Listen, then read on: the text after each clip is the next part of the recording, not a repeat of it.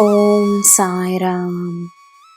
ನನ್ನ ಮುದ್ದಿನ ಮಗುವೆ, ನಕಾರಾತ್ಮಕ ಆಲೋಚನೆಗಳು ಒಳ್ಳೆಯದಲ್ಲವೆಂದು ತಿಳಿದರೂ ಅವುಗಳಿಂದ ನಾನು ಮುಕ್ತಿಯನ್ನು ಪಡೆಯುವುದು ಹೇಗೆ ಎಂಬುದೇ ನಿನ್ನ ಪ್ರಶ್ನೆಯಲ್ಲವೇ?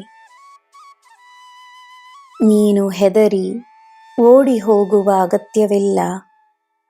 ಎದುರಿಸು. ನಕಾರಾತ್ಮಕ ಆಲೋಚನೆಗಳು ಬಂದಾಗ ಶಾಂತವಾಗಿ ಬಾಬಾ ಎಂದು ನನ್ನ ನಾಮವನ್ನು ಹೇಳಿ ನನ್ನ ಅಗ್ನಿಯಲ್ಲಿ ನಿನ್ನ ಆಲೋಚನೆಗಳನ್ನು ಸಮರ್ಪಿಸು. ನಿನ್ನ ನಕಾರಾತ್ಮಕ ಆಲೋಚನೆಗಳು ನನ್ನ ಅಗ್ನಿಯಲ್ಲಿ ಸುಟ್ಟು ಹೋಗುವುದನ್ನು ನೋಡು.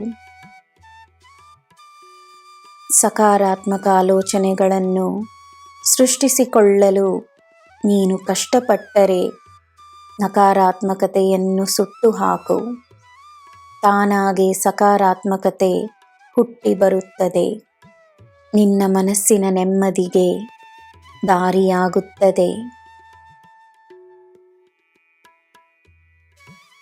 ನೀನು ಏನು ಮಾಡಿದರೆ ನಿನ್ನ ಜೀವನ ಬದಲಾಗುತ್ತದೆ ಎಂದು ತನ್ನನ್ನು ಕೇಳು.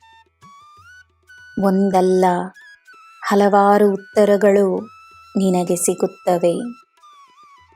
ಆ ಉತ್ತರಗಳಿಂದ ನೀನು ಮಾಡಬೇಕಾಗಿರುವುದು ಏನೆಂಬುದು ನಿನಗೆ ಆಗಲೇ ತಿಳಿದಿದೆ ಎಂಬುದು ನಿನಗೆ ಅರ್ಥವಾಗುತ್ತದೆ. ನಿನಗೆ ತಿಳಿಯದ ಪರಿಹಾರವೇ ಇಲ್ಲ.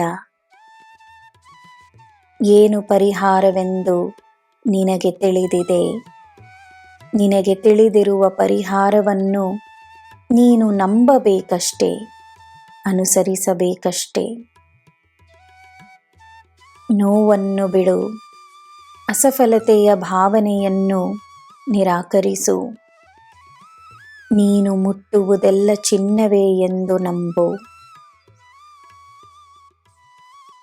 ನನ್ನ ಮಗುವೆ, ಇಷ್ಟು ದೂರ ಬಂದಿರುವ ನೀನು ಹಿಂದಿರುಗಿ ನೋಡಬೇಡ. ಮುನ್ನಡೆಯುತ್ತಲಿರು. ನಿನ್ನ ಗುರುವಾಗಿ ಸ್ವತಃ ನಾನೇ ಇರುವಾಗ ನಿನಗೆ ಏನು ಚಿಂತೆ? ನಿನಗೆ ನಾನಿದ್ದೇನೆ. ನಿನಗೆ ಎಲ್ಲ ಶುಭವೇ.